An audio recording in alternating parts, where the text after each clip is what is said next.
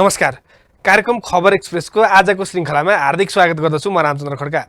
दर्शकहरू, आज हामी देशको समग्र आर्थिक र वित्तीय क्षेत्रसँग केन्द्रित रहेर विशेष कुराकानी गर्नेछौँ नेपाल राष्ट्र बैंकका पूर्व कार्यकारी निर्देशक रमेश कुमार पोखरेलसँग। उहाँलाई कार्यक्रममा स्वागत गरौँ। स्वागत छ सर यहाँलाई कार्यक्रम। धन्यवाद। के छ, आराम हुनुहुन्छ? एकदम ठिक छु रामचन्द्रजी। राष्ट्र बैंकले मौद्रिक नीतिको अर्धवार्षिक समीक्षा गर्यो। यहाँले यसलाई कसरी हेर्नु भएको छ? अब यो चाहिँ अलिकति नियमित एउटा चाहिँ कार्य हो केन्द्रीय ब्याङ्कको नाताले। केन्द्रीय ब्याङ्कले अब सामान्यतया साउनमा बजेटपछि मौद्रिक नीति ल्याउँछ। वार्षिक नै हुन्छ मौद्रिक नीति भनेको, वर्षमा एकपटक आउने हो। त्यसको समीक्षा चाहिँ पहिला त अर्धवार्षिक समीक्षा मात्रै हुन्थ्यो। अहिले त तपाईँको त्रैमासिक समीक्षा पनि हुन्छ। एउटा समीक्षा मङ्सिर महिनामा भएको थियो। यो समीक्षा चाहिँ तपाईँको अर्धवार्षिक समीक्षा हो र समयमै यो समीक्षा एउटा नियमित कार्यको रूपमा केन्द्रीय ब्याङ्कले गर्नुपर्ने जुन समीक्षा थियो त्यो समयमै आएको छ। यो स्वागत योग्य कुरा पनि हो। हजुर, यो कोभिड-19ले चाहिँ विश्वकै अर्थतन्त्रमा ठुलो प्रभाव पुर्यायो होइन? नेपालमा पनि यसको ठुलै प्रभाव पर्यो। यो अवस्थामा चाहिँ मौद्रिक नीतिले व्यवसायीहरूलाई कतिको राहत पुर्याएको छ? एकदम राम्रो प्रश्न अहिलेको। जस्तो अब एउटा चाहिँ आरोप एउटा उद्योग व्यवसाय क्षेत्रमा रहेका व्यक्ति, जसरी तपाईँको चाहिँ कोभिड-19 पछि जुन एउटा चाहिँ वित्तीय र मौद्रिक अथवा आर्थिक क्षेत्रमा जुन एउटा नकारात्मक प्रभाव देखिएको छ, विशेष गरी उद्योग व्यवसाय सेवा क्षेत्रमा जुन किसिमका तपाईँको प्रवृत्तिहरू देखिए, अलिकति त्यहाँ चाहिँ अलिकति असहज परिस्थिति जुन थियो, अब त्यसलाई सम्बोधन गर्ने एउटा चाहिँ उद्देश्यले एउटा समग्र एउटा आर्थिक स्थायित्व कायम गर्दै एउटा आर्थिक वृद्धि, उद्यमशीलता, रोजगारी लगायतका कुराहरूलाई त्यसलाई चाहिँ पुनरुत्थान गर्न र त्यसलाई चाहिँ अलिकति त्यसको चाहिँ सामान्य एउटा उसलाई चाहिँ अर्थतन्त्रलाई सामान्य ट्र्याकमा ल्याउने उद्देश्यले एउटा मौद्रिक एउटा अधिकारीको नाताले जुन हिसाबले नेपाल राष्ट्र ब्याङ्कले जुन मौद्रिक नीति ल्याएको थियो त्यसको अर्धवार्षिक समीक्षापछि अब केही कुराहरूमा त्यसको चाहिँ प्रभावकारिता अब हामीले चाहिँ अध्ययन गर्दाखेरि केही सकारात्मक प्रभावहरू पनि देखिएका छन्। जस्तो उदाहरणको लागि अब एउटा तपाईँको अहिलेको समग्र हाम्रो चाहिँ आर्थिक परिदृश्यलाई हामीले हेर्दाखेरि पनि अब अगाडिको तुलनामा अर्थतन्त्र अथवा यो सङ्क्रमणको अब गति पनि अलिकति घट्दै गइरहेको अवस्था त छँदैछ। त्यो भनेको अब मौद्रिक नीतिको कारणले होइन। अब यो जुन हिसाबले एउटा चाहिँ त्यसको प्रभाव विश्वव्यापी रूपमै त्यसको अलिक सङ्क्रमण घट्दै गइरहेको यहाँ नेपालमा पनि त्यस्तो छ। र समग्रतामा के त भन्दाखेरि अब मौद्रिक नीतिले जुन एउटा परिलक्षित गरेका जुन उद्देश्यहरू थिए त्यसको चाहिँ क्रमशः अब कार्यान्वयन हुँदै गएको अवस्था पनि छ। जस्तै उदाहरणको लागि अब हाम्रो चाहिँ जुन सहुलियतपूर्ण कर्जाहरूको कुरा छ, अब त्यो सहुलियतपूर्ण कर्जा पनि यो 6 महिनाको अवधिमा मोटामोटी हामीले आङ्कलन गर्दा 100 अर्बभन्दा बढी चाहिँ सहुलियतपूर्ण कर्जा चाहिँ विस्तार भएको अवस्था छ। ब्याङ्किङ क्षेत्रमा तरलता पनि एकदम सहज अवस्थामा छ। किन त भन्दाखेरि हिजोका दिनमा जुन अब अर्थतन्त्रमा परेको जुन प्रभाव थियो त्यसलाई चाहिँ अलिकति सामान्यीकरण गर्नको लागि हाम्रा चाहिँ तरलतामा सम्बन्धित नीतिमा जुन एउटा चाहिँ मौद्रिक अधिकारीको नाताले नेपाल राष्ट्र ब्याङ्कले जुन एउटा सहजीकरण बनाउने एउटा जुन उद्देश्य राखेको थियो त्यसमा सिआरआरदेखि लिएर अब तपाईँको चाहिँ जुन स्ट्याचुटरी रिजर्भ रेसियोहरू, त्यस्तै अब हाम्रो चाहिँ मार्जिन लेन्डिङका कुराहरू यसमा चाहिँ अलि सहजता प्रदान गरेको अवस्था थियो। नियामकीय एउटा सहजता प्रदान गरेको अवस्था थियो। त्यसको कारणले गर्दा पनि अब अलिकति अर्थतन्त्रमा चाहिँ अलिकति तरलता पनि पर्याप्त हुने र यसको आर्थिक क्षेत्रमा पनि एउटा कर्जा विस्तारबाट एउटा सकारात्मक प्रभाव पर्दै गएको अवस्था छ। त्यसैले समग्रमा यसको चाहिँ प्रभावलाई हामीले मूल्याङ्कन गर्दा सकारात्मक नै मान्नुपर्छ। हजुर, यो आर्थिक क्षेत्रलाई मजबुत बनाउनको लागि चाहिँ राष्ट्र बैङ्कको भूमिका कस्तो हुनुपर्छ? अब यस्तो छ, अब यो पहिला चाहिँ अब नेपाल सरकारले ल्याउने वित्त नीति हो र मौद्रिक अधिकारीको नाताले नेपाल राष्ट्र ब्याङ्कले ल्याउने मौद्रिक नीति हो। अब यो दुईटा चाहिँ एकअर्का प्रतिस्पर्धी त होइनन्। एउटा आर्थिक एउटा चाहिँ वित्त नीतिले अब कतिपय एउटा चाहिँ अङ्गीकार गरेका जुन हाम्रो चाहिँ जुन कुराहरू छन्, प्रावधानहरू छन्, त्यसमा चाहिँ घोषित जति पनि सरकारका लक्ष्यहरू छन् त्यो लक्ष्यहरूलाई विशेष गरी अब उसले पनि आर्थिक स्थायित्व, त्यस्तै अब आर्थिक वृद्धि होइन, अब रोजगारीको सृजना, अब उद्यमशीलताको विकास लगायतका कुराहरूलाई अब वित्त नीतिले प्रश्रय दिएकै हुन्छ। त्यसलाई चाहिँ एउटा चाहिँ अझ सहज गर्ने उद्देश्यले मौद्रिक अधिकारीको नाताले राष्ट्र ब्याङ्कले मौद्रिक नीति ल्याउने हो। तर त्यो सहजीकरण गर्ने सन्दर्भमा उसले के कुरा चाहिँ विशेष फोकस गर्छ भने वित्त नीतिलाई सहजीकरण गर्नको लागि आवश्यक अब तरलता र एउटा चाहिँ अर्थतन्त्रलाई चलायमान बनाउन आवश्यक अब नियमकै एउटा चाहिँ व्यवस्थापन गर्दा गर्दै पनि उसले चाहिँ आर्थिक स्थायित्वमा कुनै खलबली नहोस्, विशेष गरी आर्थिक क्षेत्रमा र त्यो वित्तीय स्थायित्वमा त्यसको चाहिँ नकारात्मक प्रभाव नपरोस् भन्ने उद्देश्यले केन्द्रीय ब्याङ्क जहिले पनि सजग रहेर आफ्नो चाहिँ नियामकीय काम कारबाहीले अगाडि बढाउँछ। त्यस्तै अब विभिन्न किसिमका हाम्रा चाहिँ नीति निर्देशन र हाम्रो कार्यविधि पनि उसले बनाउँछ। त्यो उसमा चाहिँ मैले चाहिँ यो 6 महिनाको उसमा यो मौद्रिक नीतिबाट जुन एउटा चाहिँ अर्थतन्त्रलाई चलायमान बनाउन र गति दिन जुन किसिमको चाहिँ एउटा चाहिँ हुनु एउटा चाहिँ जुन किसिमका चाहिँ एउटा स्टेपहरू लिनु पर्थ्यो र जस्तो किसिमको कार्यान्वयन हुनु पर्थ्यो यो क्रमशः त्यो कार्यान्वयन चाहिँ राम्रै भएको पाउँछौँ। त्यति हुँदाहुँदै पनि अब केही कुराहरूमा चाहिँ जस्तो एउटा चाहिँ देन दिएर तत्कालै अब हामीले चाहिँ एक्सनमा लानुपर्ने, इन्फोर्समेन्टमा लानुपर्ने अब केही कार्यविधिहरू थिए। एउटा बिजनेस कन्टिन्युटीदेखि लिएर एउटा व्यावसायिक निरन्तरता भन्ने एउटा चाहिँ जुन एउटा चाहिँ त्यसबेला मौद्रिक नीतिले पनि एउटा प्राथमिकता दिएको विषय थियो। त्यस्ता कुराहरूमा चाहिँ अलिकति कार्यविधि बनाउन अलिकति ढिला भएको कारणले गर्दाखेरि त्यसको चाहिँ एउटा जुन हिसाबको एउटा अपेक्षित एउटा चाहिँ त्यसको चाहिँ एउटा परिणाम आउनु पर्थ्यो, त्यसमा चाहिँ अलिकति केही कमी कमजोरी भएको भन्ने चाहिँ मलाई लाग्छ। तर पनि समग्रमा यो मौद्रिक नीतिको कार्यान्वयन चाहिँ सन्तोषप्रद नै छ भन्ने लाग्छ मलाई। हजुर, यो अर्थतन्त्रलाई यति ठुलो प्रभाव परेको बेलामा यो सेयर बजार यो मार्केट चाहिँ किन यसरी यति धेरै बढेको, यो बढ्नेको कारण चाहिँ के होला, यहाँलाई के लाग्छ? हो, यो पनि एकदमै तपाईँले महत्त्वपूर्ण प्रश्न गर्नुभयो। अलिकति यसले चाहिँ अलिकति सर्वसाधारणलाई र विशेष गरी आर्थिक विश्लेषकहरूलाई पनि केही दिग्भ्रमित गरेको अवस्था चाहिँ छ। सामान्यतः के हो त भन्दाखेरि पुँजी बजारमा चाहिँ हुने उतार चढावले समग्र अर्थतन्त्रको यसको पर्फर्मेन्सलाई चाहिँ रिफ्लेक्ट गर्ने हो सामान्यतया।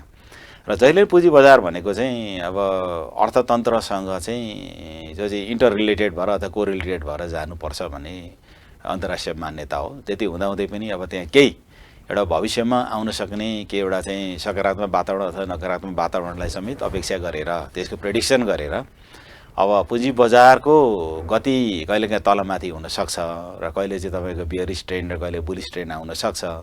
तर सामान्यतः के हो त भन्दाखेरि त्यसको आधार स्तम्भ भनेको अर्थतन्त्रको पर्फर्मेन्स नै हो। तर नेपालमा अलिकति तपाईँले भने जस्तै के देखियो त भन्दाखेरि अर्थतन्त्र जुन हिसाबले एउटा जति गति लिनुपर्ने, जुन हिसाबले एउटा अपेक्षित एउटा वृद्धि दर पनि नभएको, सेवा क्षेत्र उद्योग व्यवसाय सबै अलिकति बिरामी भइरहेको, यो कोभिडको असरको कारणले गर्दा बिरामी भइरहेको अवस्थामा जुन हिसाबले तपाईँको स्टक मार्केटमा अथवा तपाईँको पुँजी बजारमा जुन एउटा चाहिँ बुलिश ट्रेन्ड देखिएको छ, यो चाहिँ साँच्चै तपाईँको चाहिँ प्रश्नवाचक चिन्ह चाहिँ यसमा चाहिँ खडा भएको छ। जस्तो असार र अहिलेको तपाईँको तत्काल एउटा चाहिँ उसमा कम्पेरिजन गरेर हेर्दाखेरि लगभग 1350 को हाराहारीमा भएको तपाईँको पुँजी बजारको तपाईँको जुन एउटा इन्डेक्स थियो, अब अहिले आएर चाहिँ पुस अन्त्यसम्म हुँदाखेरि लगभग त्यसको 2 गुणाले बढेको अवस्था छ।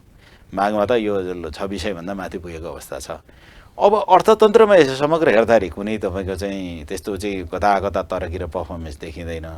सामान्यतया किन वित्तीय परिसूचक र आर्थिक परिसूचक केही सकारात्मकता छन्, तर जुन हिसाबले एउटा चाहिँ यो पुँजी बजार जसरी माथि जानु पर्थ्यो र जसरी जुन हिसाबकोले चाहिँ गति लिनु पर्थ्यो त्योभन्दा यो चाहिँ अलिकति तपाईँको चाहिँ अलि हेर्दाखेरि पनि अलि असहज लाग्ने हिसाबले तपाईँको इन्डिकेटरमा लगभग 100 गुणाले नै माथि जम्प गर्ने अवस्था चाहिँ मलाई हो जस्तो लाग्दैन। त्यसैले यहाँ तपाईँको चाहिँ अलिकति अर्थतन्त्र परिसूचक भन्दा पनि केही तपाईँको भविष्यमा अब चाहिँ हुनसक्ने केही सकारात्मक अब चाहिँ लक्षणहरू अथवा त्यो परिदृश्यलाई दृष्टिगत गरेर पुँजी बजारमा अलिकति बुलिश ट्रेन्ड अगाडि गएको हो कि भन्ने चाहिँ सामान्य अनुमान गर्न सकिन्छ।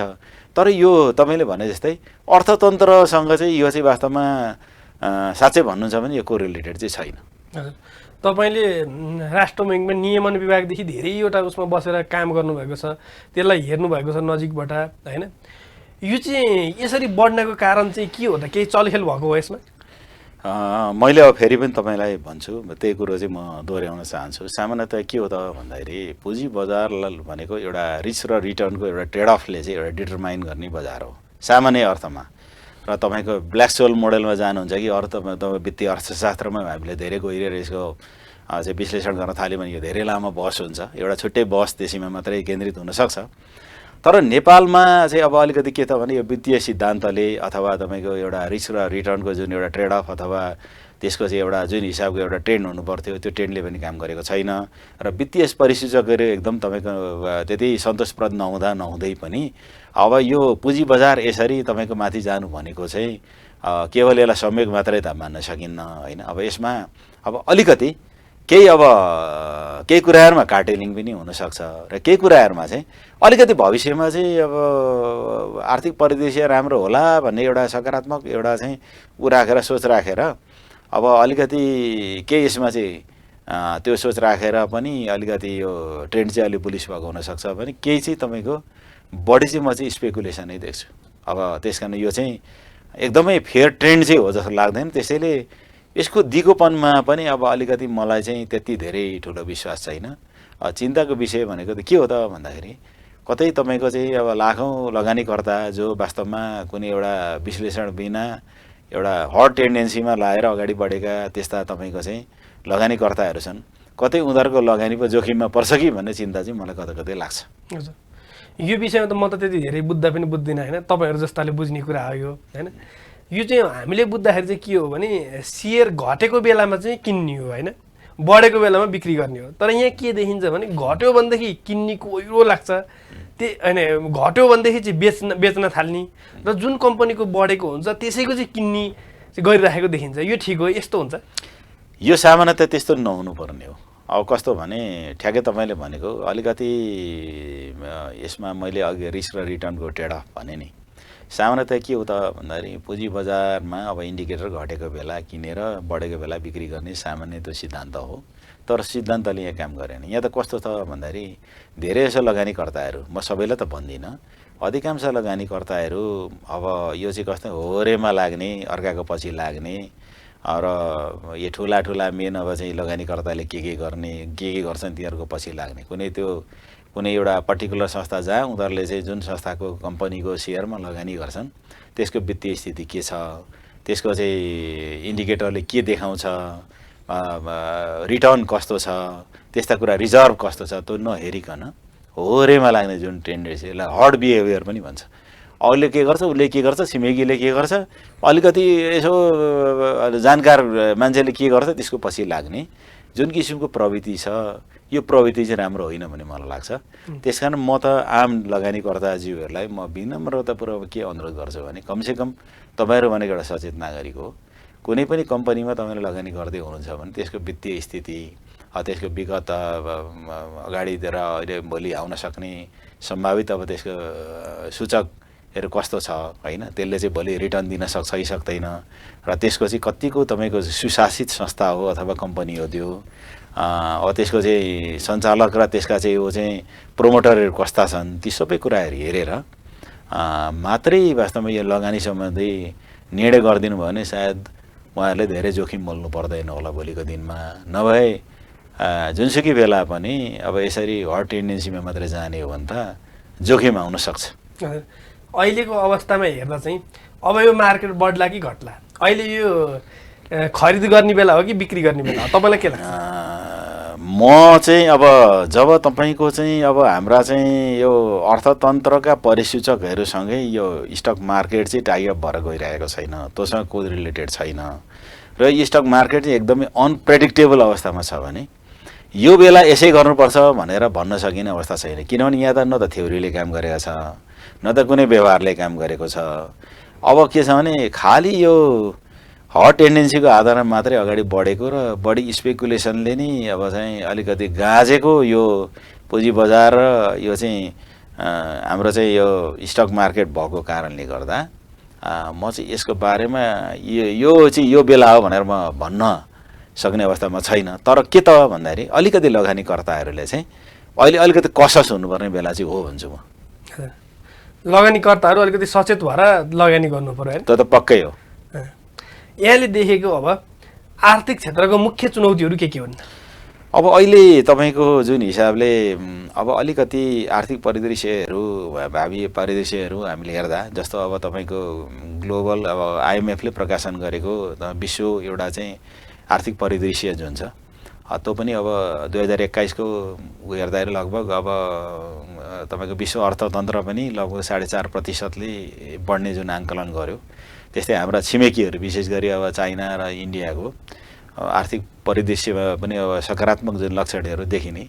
अब आगामी 2021 मा अब चीनको अर्थतन्त्र 6.5%, अब भारतको 10%भन्दा बढीले बढ्ने जुन आङ्कलन गरेको छ, पक्कै पनि त्यसको बासिटा नेपालमा पनि आउन सक्छ। हाम्रो आर्थिक परिसूचक र परिदृश्यमा पनि अलिकति यो कोभिड-19 को सङ्क्रमण घट्दै गइसकेपछि त्यसको सकारात्मक प्रभाव पर्छ भन्ने चाहिँ मलाई लाग्छ। र जसरी अहिले आन्तरिक र बाह्य स्थायित्वमा अहिले कुनै तपाईँको त्यस्तो थ्रेट देखिँदैन, तर यो अर्थतन्त्र अलिकति सहजीकरण गर्दै गइसकेपछि, उद्योग व्यवसायहरूमा अलिकति सकारात्मक प्रभाव गर्दै गएपछि के हुन्छ त भन्दाखेरि अब जनताहरूको एउटा समग्र मागमा पनि तपाईँ बढोत्तरी आउँछ। अलिकति तपाईँको चाहिँ आय स्तरमा अलिकति वृद्धि भएर अनि तपाईँको रोजगारीमा अलिक वृद्धि हुने र उद्यमशीलताले अलिक प्रशय पाउने अवस्थामा समग्र माग पनि बढ्छ। समग्र माग बढेपछि यसले के गर्छ त भन्दाखेरि हाम्रो चाहिँ उत्पादन क्षमता अर्थतन्त्रको एकदमै न्यून छ। त्यसले गर्दाखेरि आन्तरिक एउटा हाम्रो समग्र मागलाई आन्तरिक उत्पादनले धान्न सक्दैन र त्यसले गर्दा के हुन्छ त भन्दाखेरि बाह्य क्षेत्रबाट हामीले चाहिँ इम्पोर्ट बढाउनु पर्ने अवस्था हुन्छ। त्यसले गर्दा पक्कै पनि हाम्रो चाहिँ अहिले जुन एउटा चाहिँ हाम्रो शोधनान्तरमा जुन एउटा एकदम सकारात्मक अवस्था छ, 125 अर्ब बराबरको अब हामीले चाहिँ शोधनान्तर एउटा बचत अहिले गर्न सकेका छौँ। लगभग 12.5 महिनाको तपाईँको वस्तु सेवालाई धान्न सक्ने चाहिँ विदेशी मुद्राको सञ्चित छ। भोलि त्यसमा चाहिँ पक्कै पनि एउटा चाहिँ चुनौती थपिने सम्भावना छ। र यसै गरी अहिले तपाईँको चाहिँ मौद्रिक परिदृश्यलाई हामीले हेर्दाखेरि एउटा जसरी एउटा तपाईँको इन्फ्लेसनको ऊ पनि हिस्टोरिकल्ली तपाईँको लो भएको अवस्था छ। लगभग तपाईँको 3.5% मा अब औसत अब मुद्रास्फीति दर कायम हुनु भनेको पनि एकदम राम्रो। तर भोलि यसले प्रभावकारी माग बढ्दै गएर आन्तरिक उत्पादन क्षमतामा यही हिसाबले तपाईँ बढोत्तरी हुन सकेन भने हाम्रो चाहिँ वस्तु तथा सेवाहरूको मूल्य माथि गएर त्यसले चाहिँ मुद्रास्फीति पनि बढाउँछ। त्यसैले अलिकति आर्थिक स्थायित्वमै यसको चाहिँ अलिकति यसले चाहिँ चुनौती थप्ने सम्भावना चाहिँ म चाहिँ व्यापक देख्छु। हजुर, हाम्रो नेपाल चाहिँ आर्थिक विकासको पूर्ण सम्भावना भएको देश हो होइन, तर आर्थिक विकास भएन, के कारणले भएन? यस आर्थिक विकासको लागि त्यसलाई चाहिँ सहजीकरण गर्न अब विभिन्न हाम्रो चाहिँ समग्र एउटा चाहिँ मौद्रिक एउटा नीतिले मात्रै नभएर वित्तीय स्थिति पनि त्यति नै तपाईँको त्यसको लागि सहयोगी हुनुपर्छ। अब मौद्रिक र वित्तीय नीतिले त त्यत्र आर्थिक उसलाई चाहिँ त्यति असहयोग गरेको भन्ने मलाई लाग्दैन। अहिले त तपाईँ कोभिड-19 को यो प्रभावको कारणले गर्दा पनि अर्थतन्त्रमा जुन एउटा नकारात्मक प्रभाव परेको छ, त्यो उसले गर्दाखेरि पनि एउटा जुन हिसाबले एउटा अर्थतन्त्रले गति लिनु भयो। नभए विगत तपाईँको 3 वर्षको तपाईँको चाहिँ उसलाई हामीले चाहिँ अर्थतन्त्रको पर्फर्मेन्सलाई हेर्दाखेरि लगभग तपाईँको 7% भन्दा माथिको एउटा आर्थिक वृद्धि दर भनेको नराम्रो कुरो होइन।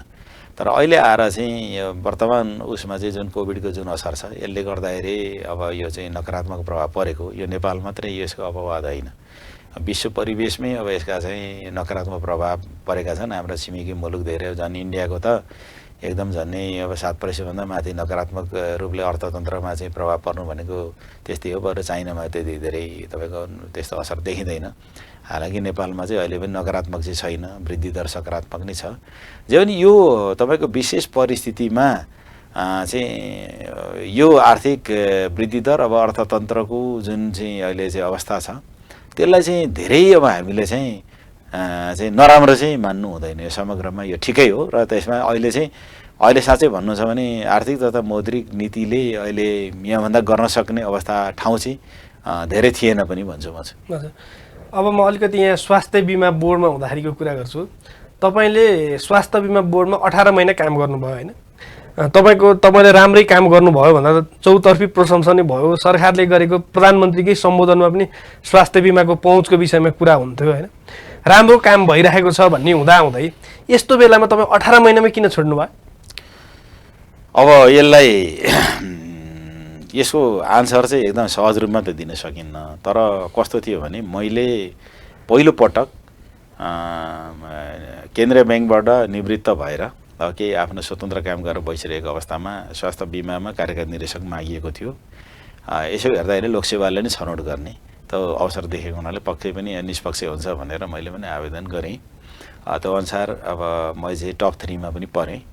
म नेपाल सरकारलाई धन्यवाद नै दिन्छु कि टप 3 मध्ये मलाई नेपाल सरकारले यो कार्यकारी निर्देशकमा नियुक्ति गरेर त्यो काम गर्ने मौका दियो। र त्यसमा जुन अवस्थामा म त्यहाँ गएँ, त्यसमा तपाईँहरू पनि धेरै जानकार हुनुहुन्छ। मैले चाहिँ अब धेरै कुरो भन्नु पर्दैन। मैले त अब त्यस बेला तथ्याङ्कमा रहेर मैले विश्लेषण गर्ने हो। त्यस बेला जुन अवस्थाको तथ्याङ्क थियो, लगभग अब तपाईँको 30 जिल्लामा कार्यक्रम लागू भएको अवस्था थियो। लगभग 11 लाख जनसङ्ख्या आबद्ध भएको अवस्था थियो स्वास्थ्य बिमामा। अब त्यो जनसङ्ख्यालाई अब यो 1.5 वर्षको अन्तरालमा मैले 11 लाखलाई 33 लाख पुर्याएर 30 जिल्लालाई 60 जिल्लासम्म पुर्याउन सफल भएँ। जुन अब 4 वर्ष अगाडिको उसमा पनि भन्दा चाहिँ कममा चाहिँ मैले चाहिँ आफ्नो पर्फर्मेन्स नदेखाएकै हो। अब त्यो चाहिँ मैले दावासाथ भन्न सक्छु। यो मैले चाहिँ कुनै एउटा चाहिँ बढाइ चढाइ गरेको होइन, यो तपाईँको तथ्याङ्कले नै पुष्टि गर्ने कुरा हो। तर अब जुन एउटा चाहिँ तपाईँको उद्देश्यले त्यो स्वास्थ्य बिमा कार्यक्रम ल्याइएको थियो, अब त्यहाँ त्यसलाई इम्प्लिमेन्ट गर्ने वातावरण चाहिँ अलिकति निराशाजनक अवस्थामै थियो। किन त भन्दाखेरि अब जनताको एउटा चाहिँ सकेसम्म आउट अफ पकेट एक्सपेन्सेसलाई चाहिँ एकदम कमभन्दा कम गरेर सकेसम्म सबै जनतालाई या जुन एउटा चाहिँ विश्वव्यापी एउटा युनिभर्सल हेल्थ कभरेजको एउटा जुन सिद्धान्त छ, त्यो सिद्धान्त अनुसार चाहिँ सबै जनतालाई, कोही पनि जनताहरू स्वास्थ्य बिमा अब यो स्वास्थ्य सेवाबाट वञ्चित नहुन् भन्ने एउटा पवित्र उद्देश्यले यो सामाजिक सुरक्षाको एउटा महत्त्वपूर्ण पाटोको रूपमा यसलाई चाहिँ लिएर आइएको थियो। अब यसको चाहिँ इम्प्लिमेन्टेसन गरे महत्त्वपूर्ण दुईवटा पक्ष थिए। एउटा नेपाल सरकार स्वयमै, स्वास्थ्य जनसङ्ख्या मन्त्रालय, र एउटा चाहिँ त्यो अन्तर्गत रहेका जति पनि तपाईँको चाहिँ स्वास्थ्य संस्थाहरू हुन्छ, ती स्वास्थ्य संस्थाहरू एकदमै प्रोएक्टिभली यसमा चाहिँ पवित्र भावनाले लाग्नुपर्ने अवस्था थियो। र त्यहाँ धेरै किसिमका एउटा चाहिँ अब्स्ट्याकलहरू र धेरै किसिमका चाहिँ विरोधाभास अवस्था थिए र त्यसलाई बिस्तारै चिर्दै जाने अवस्था। अब कतिपय कुराहरू आर्थिक पारदर्शिता र सुशासनका कुराहरू पनि थिए। अब अलिकति त्यो सबै कुराहरू अब अलिकति अव्यवस्थित रहेको अवस्थामा त्यहाँ गएर मैले चाहिँ दिनरात मेहनत गरेर एउटा चाहिँ ट्र्याकमा ल्याउने काम गरेँ। तर अन्ततः कस्तो भयो भने जुन हिसाबले मन्त्रालयबाट एउटा जुन हिसाबको एउटा चाहिँ सहयोगको एउटा अपेक्षा मैले राखेँ, त्यो किसिमको एउटा सहयोगी वातावरण मन्त्रालयबाट पनि भएन। र स्वास्थ्य संस्थाहरूमा पनि जुन हिसाबले अब यसलाई चाहिँ अगाडि लान सकिन्थ्यो, जुन उसमा चाहिँ उहाँहरूले गर्न सक्नु पर्थ्यो त्यो पनि गर्नु भएन। र बोर्डले पनि मलाई त्यो बेला असाध्यै असहयोग गर्यो। मैले हरेक मेरा चाहिँ सकारात्मक कदमहरू, मेरो कुनै स्वार्थ थिएन। त्यहाँ गएर कुर्सीमा मात्रै टाँसिन त म गएको थिइनँ। मैले त्यहाँ गएर केही गरेर मात्रै म निस्किन्छु। 4 वर्ष कार्यकालमा म चाहिँ केही गरेर एउटा गतिमै मोमेन्टमै पुर्याएर छोड्छु भन्ने एउटा जुन उद्देश्यले लिएर चाहिँ म गएको थिएँ। र हरेक उसमा चाहिँ बाधा व्यवधान खडा गरेर मलाई चाहिँ असफल बनाउने जुन प्रयास गरियो, त्यसको बावजुद पनि म चाहिँ एकल रूपमा पनि म लड्दै गएँ। केही एउटा चाहिँ डेडिकेटेड साथीहरूले मलाई केही त्यहाँ रहेको स्वास्थ्य बिमा रहेका केही व्यक्तिहरूले मलाई साथ नदिएको पनि होइन। तर मुख्य कुरो चाहिँ एउटा मन्त्रालयबाट एउटा जुन हिसाबका सहयोग र जुन हिसाबको एउटा अपेक्षित एउटा सहयोग मैले आशा गरेको थिएँ, त्यो नभएर उल्टै मलाई चाहिँ यसो नभएको भनेर उल्टै स्पष्टीकरण सोध्ने काम गरियो। त्यसले गर्दाखेरि एउटा म भित्रको एउटा चाहिँ एउटा स्वाभिमान पनि एउटा चाहिँ जागेर आयो। त्यो बेला मैले यति गर्दाखेरि उल्टै मैले एप्रिसिएसन पाउँछु, धन्यवाद पाउँला, लेटर अफ एप्रिसिएसन पाउँला भनेको त उल्टै मलाई चाहिँ मेरा चाहिँ रिफर्मका एजेन्डाहरू सबै पेन्डिङ गरिदिएर मैले धेरै रिफर्मका एजेन्डाहरू पनि प्रस्तुत गरेका थिएँ मन्त्रालय समक्ष। एउटा हाम्रो चाहिँ एउटा पुलमा मन्त्रालयलाई बाइपास गरेर हामी केही कुरालाई पनि अगाडि जान सक्ने अवस्था थिएन। अब ती सबै कुराहरूलाई थाहा दिइराखेर मन्त्रालयले उल्टै अब मलाई चाहिँ अब के कति कारणले यस्तो नभएको भनेर अरू बोर्डका सदस्यहरूलाई स्पष्टीकरण सोद्धा मलाई पनि सोध्यो। त्यसले गर्दा एक हिसाबले मेरो भावनामा चोट पनि आयो। अब त्यसपछि मैले त्यसको के हो त वास्तविकता भनेर बुझ्दाखेरि अब तपाईँप्रति लक्षित होइन भनेर मन्त्रालय अथवा मन्त्रीज्यूहरूले भनेको हुनाले म फेरि आफ्नो पदमा चाहिँ फेरि फर्केर बसेँ। फेरि पनि त्यो किसिमको केही अवधिपछि त्यही किसिमको पुनरावृत्ति भएपछि चाहिँ मेरो स्वाभिमानमा झन् ठुलो चाहिँ चोट लागेर अब चाहिँ मैले त्यहाँ बसिरहन चाहिँ कुनै पनि हिसाबले एउटा व्यावसायिक मान्छेको लागि एउटा कर्तव्यनिष्ठ एउटा उसको लागि त्यहाँ उपयुक्त वातावरण छैन भनेर लागेर मैले चाहिँ सहजीकरण गरिदिनको लागि पनि मैले चाहिँ राजीनामा दिएर म चाहिँ अगाडि आएको। तर पनि त्यो कार्यक्रम चाहिँ नेपालको सामाजिक क्षेत्रमा सोसल प्रोटेक्सन एरियामा राम्रो कार्यक्रम हो भने अहिले पनि लाग्छ। होइन, स्वयं प्रधानमन्त्रीज्यूले नै प्रधानमन्त्रीको आफ्नो सम्बोधनमा चाहिँ स्वास्थ्य बिमामा यति काम भयो भनेर आफ्नो सफलतामा उल्लेख गर्नुहुन्छ भने तपाईँलाई मन्त्रालयबाट चाहिँ कसरी असहयोग भयो? अब असहयोग चाहिँ के कसरी भने कतिपय कुराहरू तपाईँ बोलेर हुन्छ, कतिपय नबोलेर हुन्छ। पहिलो कुरा त के त भन्दाखेरि मैले धेरैवटा मेरा रिफर्म एजेन्डाहरू थिए त्यहाँ। यसलाई चाहिँ कसरी यसको चाहिँ यो कार्यक्रम इफिसियन्सी कसरी बढाउन सकिन्छ, यसको प्रभावकारिता कसरी बढाउन सकिन्छ र के गर्दाखेरि चाहिँ यो कार्यक्रम आफै सस्टेनेबल हुन्छ र यसलाई चाहिँ इन्टिग्रेटेड अप्रोचमा यसलाई चाहिँ अगाडि लान सकिन्छ र भोलि हरेक नेपाली आफै आकर्षित भएर यो स्वास्थ्य बिमा कार्यक्रममा आबद्ध आउन रुचि राख्छन् भन्ने सन्दर्भमा मेरा धेरै कार्यक्रमहरू थिए। एकपछि अर्को मैले चाहिँ मन्त्रीज्यूसँग सचिवज्यूहरूसँग मैले त्यस्ता कार्यक्रमहरू पटक मैले पेश गरेँ। ती मेरा चाहिँ सुधारात्मक कार्यक्रमहरू थिए। अब त्यसमा अब जस्तै एउटा कर्मचारीको पनि एउटा चाहिँ व्यवस्थापनको पनि कुरा थियो। वर्षौँदेखि त्यहाँ चाहिँ तपाईँ करारमा रहेका कर्मचारीहरूको एउटा स्थायित्वको प्रश्न पनि थियो भने अब त्यसलाई चाहिँ एउटा दिगो रूपमा सञ्चालन गर्नको लागि जुन किसिमको एउटा कर्मचारी संयन्त्रको आवश्यकता थियो, अब स्थायीको त कुरै छोडिदिनु एउटा अस्थायी संरचना समेत स्वीकृत गरिदिनुहोस् भनेर मैले बारम्बार मैले चाहिँ विनम्रतापूर्वक अनुरोध गर्दा पनि त्यो कुरालाई पेन्डिङ त राखियो नै। र त्यसबाट मैले के ठाने त भन्दाखेरि मन्त्रालयको पनि भित्रदेखि यो कार्यक्रमप्रति कता सहयोगी भावना छैन कि भन्ने मलाई लाग्यो। अर्को कुरा अब बोर्डमा रहेका जति पनि व्यक्तिहरू हुनुहुन्थ्यो त्यसमा अब केही नेपाल सरकारकै एउटा प्रतिनिधिहरू पनि हुनुहुन्थ्यो, अर्थबाट स्वास्थ्य मन्त्रालयका प्रतिनिधि र अरू चाहिँ हाम्रा चाहिँ सदस्यहरू पनि हुनुहुन्थ्यो। अब नेपाल सरकारबाट प्रतिनिधित्व गर्ने व्यक्तिहरूले एउटा जुन हिसाबको एउटा इन्टरभेन्सन त्यहाँ गर्नुपर्थ्यो, उहाँहरू पनि मुखदर्शक भएर बसेको खासै उहाँहरूको रोल केही पनि देखिएन। र अरू सदस्यहरूको चाहिँ साँच्चै भन्यो भने अब त्यो कार्यक्रमलाई राम्रो बनाउने भन्दा पनि आफ्नो व्यक्तिगत स्वार्थ र उसमा कसरी सेवा र सुविधा बढाउन सकिन्छ भन्नेतर्फ मात्रै उहाँहरूको चाहिँ बढी चाहिँ उचित देखिएको हुनाले अब हरेक हिसाबले चाहिँ मैले के ठाने त भन्दाखेरि यो कार्यक्रमप्रति कसैको पनि भित्रदेखि एउटा स्वामित्वको भावना पनि छैन र यसलाई कार्यक्रमलाई राम्रो बनाऊ भन्नेतर्फ पनि कसैको खासै सोच छैन भन्ने मलाई लाग्यो। त्यति हुँदा पनि एक्लै पनि म बढिरहेको थिएँ, तर पछिसम्म पनि एउटा मन्त्रालयको एउटा जुन मैले एउटा सहयोगी एउटा भूमिकाको चाहिँ अपेक्षा गरेको थिएँ, त्यसको विपरीत किसिमले चाहिँ कार्य हुँदै गएको र उल्टै मलाई चाहिँ स्पष्टीकरण सोध्ने कार्य भएको हुनाले मैले चाहिँ त्यहाँ बसिरहनु चाहिँ मैले उचित ठानिएन र मैले चाहिँ बाहिर निस्किने। हस्, यो कार्यक्रममा आइदिनु भयो, यहाँलाई धेरै धेरै धन्यवाद। धन्यवाद तपाईँलाई पनि। हस्, दर्शकहरू कार्यक्रमको निर्धारित समय सक्यो, बिदा दिनुहोस्, नमस्कार।